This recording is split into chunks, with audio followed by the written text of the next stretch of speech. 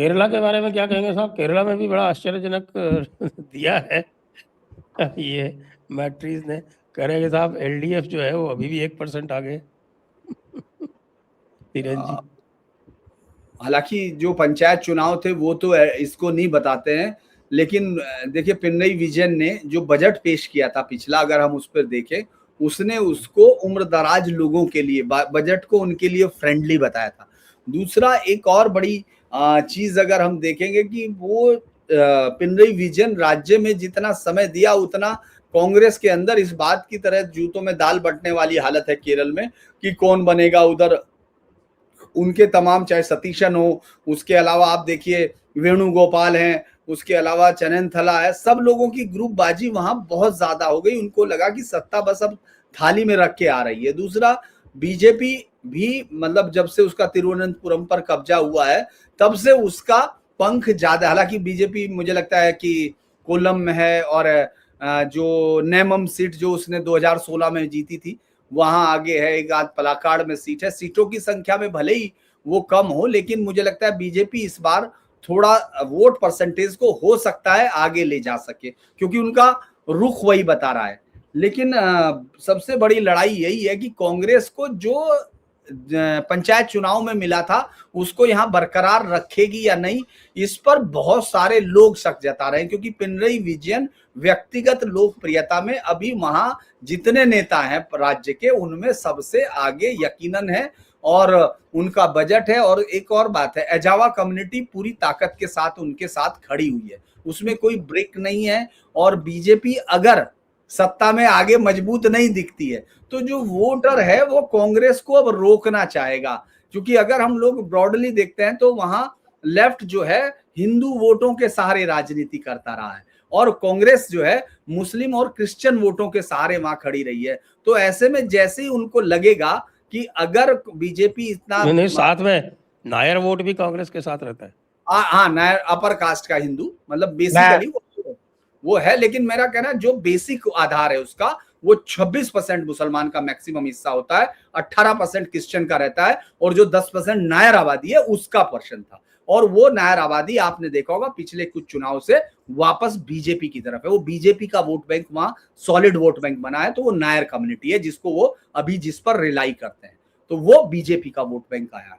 कांग्रेस को रोकने के लिए बीजेपी का कुछ वोट अगर शिफ्ट होता है तो कोई वो नहीं है अंतर, मुझे नहीं लगता कि तब पिनरई विजयन तीसरी बार लौट के वहां कोई रिकॉर्ड ना बना दे, और फिर ये कांग्रेस के लिए बहुत बड़ी चोट होगी। और ऐसा भी हो सकता है कि अगर बीजेपी को आगे बढ़ते हुए देखें, बहुत सारे इलाकों में आप देखेंगे, तो कांग्रेस का साथ छोड़ सकते हैं या नहीं, ये देखने की बात है। क्रिश्चियन कम्युनिटी जिसका एक दो चर्च, चुकी वहां तो सब है, सीरियक भी है, जैकोबाइट्स भी, अलग अलग सारे जितने भी हम लोग वो जानते हैं क्रिश्चियंस ग्रुप, उनके बाकायदा कैथोलिक्स तो नहीं छोड़ रहे हैं बिल्कुल ही, कैथोलिक्स तो जमे हुए हैं, लेकिन जो सीरियन है जी उनमें जरूर थोड़ी सी चर्न है। हाँ, तो वही मैं कह रहा कि तब एक थोड़ा बहुत चेंजेस हम लोग वहां देख पाएंगे। लेकिन चूंकि दोनों राज्यों में एक बड़ी चीज ये आ रही है, अगर आप तमिलनाडु और केरल को बहुत ही मतलब इस समय जब हम बात कर रहे हैं तब के लिए प्लेनली तौर पे देखें कि एक तीसरी ताकत है जिसके वोटों का परसेंटेज दोनों जो इस समय पहले और दूसरे नंबर की पार्टी है उनका बैलेंस दोनों जगह बिगड़ता हुआ दिख रहा है। तो वो अभी ये डिसाइड कर पाना बहुत आसान नहीं है, क्योंकि जो परसेंटेज अगर ज्यादा होता है तो हंग असेंबली की तरफ भी बढ़ जाएगा।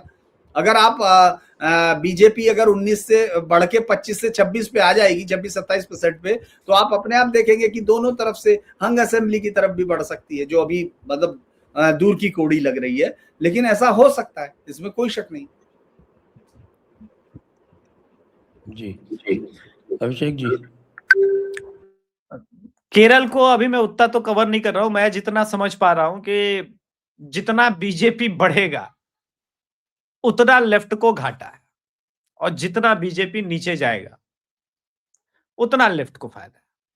कांग्रेस बहुत बीजेपी एडवा वोट में ज्यादा जितना है उससे ज्यादा नहीं कर पाएगा। अगर कोई बढ़ेगा तो फिर वो नायर में और क्रिश्चियन में ही बढ़ेगा। नायर और क्रिश्चियन में बढ़े हैं ना, दिक्कत यही तो बात है कि इस बार बढ़े हैं ना। एडवा में इसलिए नहीं जा पा रहा है क्योंकि पिनरई विजयन खुद वो है। बिल्कुल, बिल्कुल। वही बात है ना। और फिर ये चुनाव इसका नहीं है, फिर इसका भी होता है कि कांग्रेस को आने देना है या नहीं देना है। और लेफ्ट का आखिरी गढ़ भी है। कांग्रेस को आने नहीं देना है, ये भी तो एक ऑप्शन हो जाता है ना आखिर में। मतलब छोड़ो यार, कांग्रेस ठीक रहेगी नहीं रहेगी, तो देखते हैं उसके बारे में। मेरा फोकस तो बंगाल, तमिलनाडु और असम तक ही है। मैं ज्यादा इस बार पाँव नहीं ये तो फिर असम पे ही बता दीजिए। नंबर बताएं सर, बुरा मत मानिएगा, हम क्लीन नंबर बताएंगे। 75 से 85 एनडीए इंक्लूडिंग असम गण परिषद। भाई हमारे मैट्रीज वाले तो 96 to 98 बता रहे। और मतलब और लोकसभा के हिसाब से देखें तो 100 अल्टीमेटिकली पे है। लोकसभा का विधानसभा में कन्वर्ट कर दें तो मैंने ये बताया 75 से 85 ये श्योर शॉट नंबर है। अब ऊपर जितना चला जाए वो सब बात की बात है। डिलिमिटेशन को आपने फैक्टर इन किया है कि नहीं किया है? नहीं, फैक्टर इन किया है सर। देखिए, असम चुनाव में कोई कंफ्यूजन मुझे मेरे मन में इसलिए नहीं हुआ क्योंकि वहां पर जो रिपोर्ट्स आई हैं, कंप्लीट पोलराइजेशन भाजपा ने नहीं किया, वो कांग्रेस ने किया है कि मुस्लिम वोट बैंक मेरा, बांग्लादेशी वोट बैंक मेरा, पाकिस्तानी वोट बैंक मेरा। हेमंता बिस्वा शर्मा ने तो सिर्फ इतना किया कि देखो भैया, इसकी पत्नी पाकिस्तान की आईएसआई के लोगों के साथ उठती है बैठती है, मियां वोटों को ये बढ़ाने की बात कर रहा है। पिछला बार भी बदरुद्दीन के साथ ये लोग अलायंस में था। भाई मुझे समझदार तो ये कांग्रेसी ने बताइए उनको कि समझाया था हमारे पिछले। हेमंत बिस्व शर्मा जी कहते हैं कि साहब की 126 में से 23 कॉन्स्टिट्यूएंसी ऐसी हैं जहां हम कतई नहीं जीत सकते। हाँ नहीं, हम उन्होंने वहां पर कहा, कंसंट्रेट ही नहीं करेंगे। उन्होंने कहा लेकिन बिल्कुल। टिकट बांटेंगे। उन्होंने ये कहा दरअसल टिकट हम बांटेंगे, कांग्रेस दरअसल के इसमें 30 टिकट हम बांटेंगे। हाँ, बड़ा इंटरेस्टिंग ये है, जब ये चुनाव में इन्होंने परिसीमन किया तो बड़ा इंटरेस्टिंग डाटा असम से हुआ। ब्यूटीफुल तरीका उसने किया है। उसने क्या किया है कि उस जो 27 से 28 सीटें जो मुस्लिम डोमिनेटेड एरिया की हो गई थी, जो पूरे बदलाव में जिस तरह से डेमोग्राफी चेंज की गई, और असम को वाकई स्टडी करना चाहिए इस देश के उन लोगों को जिनको डेमोग्राफी इस डेस्टिनी में यकीन है। उनको देखना चाहिए किस तरह से स्पेशली उन्होंने उन लोक विधानसभा क्षेत्रों को घेरा जहां वो डिसिसिव वोट के तौर पर तब्दील होते। असम से आने वाले जत्थे इन तमाम जगह पर खास तौर से बैठाए गए। आप ये देखिए कि उन्होंने क्या किया कि उन्होंने उन हिस्सों को कन्वर्ट करके उनमें से एससी एसटी सीट का परिसीमन में चेंज कर दिया। तो अब वहां बेसिक लाइन हट गई और जो मुस्लिम डोमिनेटेड सीट है वो 22 पर रह गई। जो 27 से 28 सीट थी वो 22 से 23 पर आकर रह गई। तो 6-7 सीटें उन्होंने इस तरह से इंडिजिनस लोगों के लिए आरक्षित कर दी, जो एक बढ़िया प्लान था। दूसरा ये है कि आप ये देखेंगे उन तमाम सीटों पे चूंकि जब परिसीमन किया गया तो उनमें वो कहीं ना कहीं तो जाएगी मुस्लिम वोटर्स की आबादी, उनको उन्हीं हिस्सों में बढ़ा दिया गया जहां वो ऑटोमेटिक पहले से ज्यादा है। तो इसीलिए वो ये कह रहे हैं कि 23 में उनकी संख्या 22 में और बढ़ गई। तो वहां कोई गुंजाइश तो बची नहीं कि भाई ध्रुवीकरण हो जाएगा या कुछ हो जाएगा। वहां तो बचा। सबसे इंटरेस्टिंग तो अभी वो आज तक के कॉन्क्लेव में थे, तो उन्होंने बोला कि कांग्रेस जो 30 सीट पर अपना विधायक देगा वो सब मेरा आदमी होगा, वो बाद में राज्यसभा इलेक्शन में बीजेपी के लिए क्रॉस वोटिंग करेगा। तो अंजना ने पूछा, रहे आप खुले खुले बता रहे, ऐसे कैसे हो सकता है? बोला किसी को भी वो टिकट देगा वो मेरा ही दोस्त होगा, क्योंकि मैंने 22 साल असम के कांग्रेस में टाइम दिया है, असम में मेरा टाइम दिया है। वो किधर से नया लोग को लेके आएगा? पैराशूट से केरल से और तमिलनाडु से तो लेके आएगा नहीं, तो वो हमारा ही लोग होगा। आप देखो कि एक आदमी मुझे गाली देता था पूरा 5 साल, अभी वो बीजेपी में आ गया, तो हम क्या कर सकता है? अब मैं ये समझने का प्रयास कर रहा हूं कि कांग्रेस की अगर ये स्थिति है असम के अंदर, तब तो फिर जय जय भोलेनाथ। भाई देखिए, इसका सर्वोत्तम उदाहरण बताऊं आपको। इसका सर्वोत्तम उदाहरण डिलिमिटेशन का है आपका धुबरी और बारपेटा। धुबरी जो था बारपेटा, अब लिमिटेशन ऐसा हुआ कि धुबरी में हो गए 30 लाख मतदाता और बारपेटा में रह गए 15 लाख, और एवरेज है अबाउट 20 लाख। तो साहब ये जो जबरदस्त कार्यक्रम हुआ उसके चक्कर में बारपेटा जो है वो उस रेड कैटेगरी से बाहर हो गया और जो कांग्रेस के जो थे वो 10 लाख से ऊपर वोट से जीत गए। मैंने उसी टाइम स्टडी किया था, मैंने कहा यार 10 लाख क्या, 10 लाख तो भाई कई छोटे स्टेट्स में तो 10 लाख तो पूरी पार्लियामेंट्री कॉन्स्टिट्यूएंसी होती है, ये क्या हुआ? पता 10 चला लाख वहाँ 30 लाख से ऊपर वोटर है। हाँ, बारपेटा में देखा तो पता चला वहाँ 15 लाख है। अरे भाई हैट्स ऑफ, हेमंत वो बिश्व शर्मा जी ने कार्यक्रम कर दिया। तो इसी तरह से उन्होंने मियाँ वाली कॉन्स्टिट्यूएंसी को मिला के और सेफ कर लिया। 103 कॉन्स्टिट्यूएंसी जो है वो अब नॉन मुस्लिम मेजॉरिटी है जहां वो जीत सकते हैं। इसीलिए वो अपना नंबर बढ़ा के बता रहे हैं 95 के आसपास, स्वयं कह रहे हैं एक अच्छी मैं बात 100% तो जीतूंगा नहीं, तो कुछ तो जाएगा। तो फिर पोलराइजेशन आपने खुद करके रखा है, टेंशन है नहीं, वहां का हिंदू पहले मान के बैठा है। हाँ, हेमंता बिश्व शर्मा किसी चीज को अपना खींच के नहीं रखता, वो ओपन बोल, जो एक आइडिया है वो पूरा है और उसमें उसको कोई वो नहीं है। और मुझे लगता है हाईकमान का दोनों तरफ से नंबर 1 और नंबर 2 दोनों का विश्वास पात्र है। अब ऐसा बहुत रेयर होता है, हमने देखा है कि पीएम भी वहां जाके रुक रहे हैं। अगर आप पीएम की विजिट्स को गौर करेंगे, पीएम असम में नाइट बिता रहे हैं पिछले कुछ समय से, 4 बार उन्होंने विजिट की, जो बहुत ही मतलब अद्भुत है। मैं तो ऐसे ही वॉच कर रहा था कि ऐसा कैसे, और सेम के बाद थोड़े दिन बाद ही आपको वहां एचएम दिखाई देंगे सेम में। तो ये बड़ा एक इंटरेस्टिंग है। दूसरा एक और बड़ा बिहेवियर था जो मैंने देखा था, जिसको अभी हालांकि जो खबर बीजेपी के लिए गड़बड़ हो सकती है, हालांकि उसको कोई पुष्ट नहीं है, वो मैंने सिर्फ ऐसे ही हवा में उड़ती देखी कि सर्बानंद सोनोवाल जो हैं वो शायद कुछ सीटों को लेकर असहज है। जबकि सर्बानंद सोनोवाल मुझे लगता है कि एक ऐसे मुख्यमंत्री रहे हैं जिन्होंने बहुत सहजता से अपना स्थानांतरण राज्य से स्वीकार कर लिया था। ये बड़ी इंटरेस्टिंग बात है।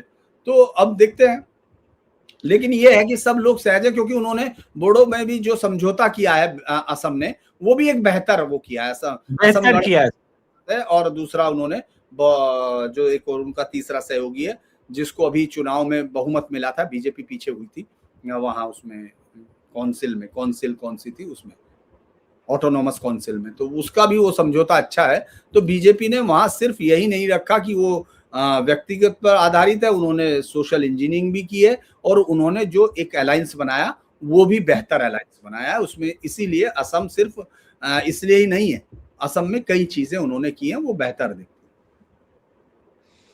जी। तो एक बार वापस चलते हैं बंगाल पर, और वो ये है कि मैं देख रहा हूँ ये जो चिट्ठी जारी हुई है चीफ सेक्रेटरी को, चीफ सेक्रेटरी का नाम मैंने आपको बता दिया था ना अभी। कोई लेडी कोई घोष बताया आपने, नहीं, समीक्षा वो घोष। तो होम सेक्रेटरी है। अच्छा, होम सेक्रेटरी। वो होम सेक्रेटरी है, तो भाई एक महिला हटी चीफ सेक्रेटरी तो दूसरी होम सेक्रेटरी महिला लग गई, इसमें क्या दिक्कत है? कोई दिक्कत नहीं है सर। वो नरेला है, कोई नरेला बन के आया। दुष्यंत नरियाला, दुष्यंत नरियाला। तो साहब ये जो है, मैं ये देख रहा हूँ कि ये जो चीफ इलेक्शन ऑफिसर की जो चिट्ठी गई है वो बड़ी इंटरेस्टिंग है। वो उन्होंने जो सारी की सारी जो मांगी है और जो रिपोर्ट आ रही है कि साहब की उनके अगेंस्ट में I am directed to request you to provide another list of police station level officers under whose jurisdiction incidents of pre-poll as well as poll day violence in 2021 assembly elections and in 2024 Lok Sabha election took place। ठीक है साहब, तो वो 6 बजे तक मांगी गई है वो। हाँ, वही मैं आपको बता रहा था 6 बजे तक। ये चिट्ठी मुझे बड़ी इंटरेस्टिंग है, मेरे पास थी, 6 बजे तक मांगी गई है और उसमें ये तो सीईओ की तरफ से गई है और वो कह रहे हैं कि साहब कि ये एक्शन जो है वो आर्टिकल 311 के तहत लिया जाएगा। Article 311 means dismissal without inquiry. मैंने आर्टिकल 312B है उसका वो, चूंकि मुझे याद है इसलिए क्योंकि जो 42 लोग मैंने पकड़े थे जो स्टिंग ऑपरेशंस में 82, उसमें से 42 लोगों को इसी के साथ उनको टर्मिनेट कर दिया गया था। शीला दीक्षित सरकार ने 42 लोगों को, ये 312B वो आता है उसमें कैंसिल उसको कर दिया था। मुझे इसलिए भी 311 का अच्छी तरह से ध्यान है कि मैंने अपील में बहुत सारे लोगों को रीइंस्टेट किया है, क्योंकि पुलिस में जो है वो 311 मैकेनिकली लगा दिया करते थे। हाँ, अपील मेरे पास आती थी, मैं उनको रीइंस्टेट कर देता था। वो तो इसमें भी हुआ है, वो यहाँ भी हुआ है। डीजी साहब इतने परेशान हुए, और उसमें क्या हो रहा था कि भाई वो जब आगे जाता था मैटर, सरकार आगे लेके जाती थी, तो मेरा ऑर्डर इतना वेल रीजन्ड था कि हाई कोर्ट तुरंत उसके ऊपर मोहर लगा देती थी। फिर बहुत परेशान हुए, तो फिर वो आए, एक दिन धरना दिया उन्होंने होम मिनिस्टर के सामने, और कहा कि साहब कि इनको आप और कोई चार्ज दे दो, ये अपील का काम इनसे हटा दो। इनकी बातों का जवाब हमारे पास नहीं है। ये भी ठीक है। तो इसलिए 311 का मुझे डील करने का अच्छा एक्सपीरियंस है। मुझे लगता नहीं वैसे लीगली ये सस्टेन कर पाएगा। Let me put my caveat here. चलिए कोई बात नहीं, देखते हैं, असर तो है। हाँ, लेकिन नहीं, उससे थोड़ा सरकारी कर्मचारी में आतंक सबसे पहले पहुंचता है। ये जो भी कुशल नेता हैं, मुलायम सिंह जैसे, लालू जैसे, ये अच्छी तरह से जानते हैं कि साहब कि सबसे आसान अगर किसी को आतंकित करना है तो वो सरकारी कर्मचारी को है। सरकारी कर्मचारी, बिल्कुल बिल्कुल। वो इतने सारे कॉन्स्टिट्यूशनल प्रोटेक्शन के बाद भी भाई साइड पोस्टिंग से बहुत डरता है। क्या बोलेंगे? साइड पोस्टिंग से बताएगा। साइड पोस्टिंग से भी है सर, और दूसरा ये भी होता है कि सरकार अपनी पे आ जाती। तो जसबीर सिंह को देखो, जब योगी आदित्यनाथ आए थे तब से आज तक वो सस्पेंड था, और उसको टर्मिनेशन भी कर दिया, जबकि मेरी विचार से इतना ईमानदार अफसर तो मैंने अभी तक नहीं देखा। बहुत सारे सालों से, तो मुझे भी हो गए 27 सालों से। जसबीर सिंह 92 बैच का आईपीएस, जो जिसने राजा भैया को पकड़ा था, वो सब जिसने वो किया था वो, और जो आई इसमें 2G स्पेक्ट्रम वाले में पिटिशनर था। उसके बाद लखनऊ में घर भी नहीं है, वो अकेला आईपीएस हो गए इतने सालों में, जिसका घर का पता फिरोजपुर था और जो घर है वही है। तो उसको इसीलिए सस्पेंड भी किया गया था कि तुमने घर का पता सही नहीं दिया उसमें। जो याचिका कौन सा घर का पता सही? हाँ, और वो अकेला आईपीएस था जो 5 साल तक जब सरकार रही शायद मायावती मुलायम सिंह की, तो वो उसी में रहा, फूड में ही पड़ा रहा जब लोग हर समय होते थे। तो कई बार क्या होता है, राज्य सरकार के पास असीमित तक ताकत होती है और जो कर तो देती है। तो चलिए, तो अब आज तो अभी पहला दिन है, तो पहला दिन है, तो अभी देखते हैं अभी तो गर्मी बढ़ेगी। अभी तो गर्मी बढ़ेगी। अभी तो गर्मी और बढ़ेगी। अभी तक तो ममता जी की प्रतिक्रिया नहीं आई है, इंतजार कर रहे हैं। उनके चमचों की प्रतिक्रिया आई है। अभी एक बहुत बढ़िया वो आया ट्वीट सर, इसीलिए बता देता हूँ। जिसे ममता ने बैठा के रखा था उसी आईएएस को मुख्य सचिव बना दिया कमीशन ने। ये क्या वो आया है, क्योंकि वहीं के मैं देखता रहता हूँ, ममता ने उसे बस बैठा कर रखा था, उसी आईएएस को मुख्य सचिव बना दिया। अच्छा, चलिए।